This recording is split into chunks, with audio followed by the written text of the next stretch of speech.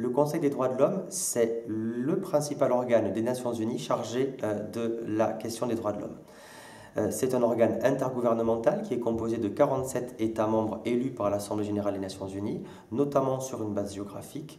On compte ainsi, par exemple, 13 États africains membres du Conseil et 6 États d'Europe orientale, pour ne citer que.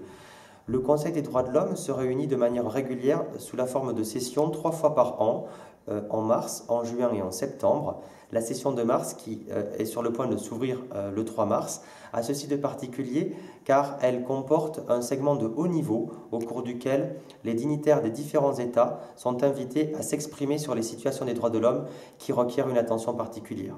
Cette année, la session de mars sera ouverte par le secrétaire général des Nations Unies, M. Ban Ki-moon, et par la haut-commissaire aux droits de l'homme, Mme Navi Pillay. Le Conseil des droits de l'homme peut également se réunir sous la forme de sessions extraordinaires. C'est ce qui s'est notamment produit tout récemment, en début d'année, pour évoquer la question de la situation des droits de l'homme en République centrafricaine. Le Conseil des droits de l'homme a également quelque chose de particulier.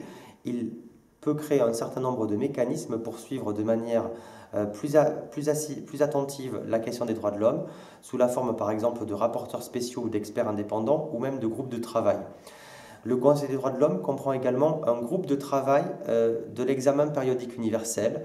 C'est un groupe de travail spécialisé qui vise à examiner la situation des droits de l'homme dans chacun des États membres des Nations Unies. Tous les États membres des Nations Unies doivent se plier à cet examen périodique universel tous les 4 ans et chacun doit être traité sur la même enseigne. Plusieurs points majeurs seront discutés lors de la prochaine session du Conseil des droits de l'homme qui s'ouvrira le 3 mars. Des situations pays, tout d'abord, qui requièrent une attention particulière du Conseil. Je pense notamment à la situation en Syrie où des violations graves des droits de l'homme et des crimes de guerre et contre l'humanité continuent d'être commis sur place. Une résolution sur la situation des droits de l'homme en Syrie devrait être adoptée lors du prochain Conseil. Je pense également à la situation des droits de l'homme en Corée du Nord, car la Commission d'enquête internationale sur la situation des droits de l'homme en Corée du Nord remettra son rapport. Il s'agira notamment de déterminer les suites à donner à ce rapport.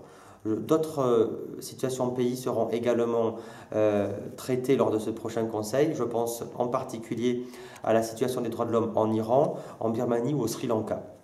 Il y aura également plusieurs pays africains qui seront à l'ordre du jour du Conseil. Il s'agit notamment du Mali ou de la Côte d'Ivoire, mais aussi de la République centrafricaine. Il s'agira en effet de la première intervention de l'experte indépendante sur la situation des droits de l'homme en République centrafricaine, qui s'exprimera donc pour la première fois lors de la prochaine session du Conseil depuis sa nomination en début d'année. De nombreuses situations thématiques également seront traitées lors de ce Conseil. Il y aura un débat annuel sur la question des droits de l'enfant avec la participation de la défenseure des enfants française, Madame Derain.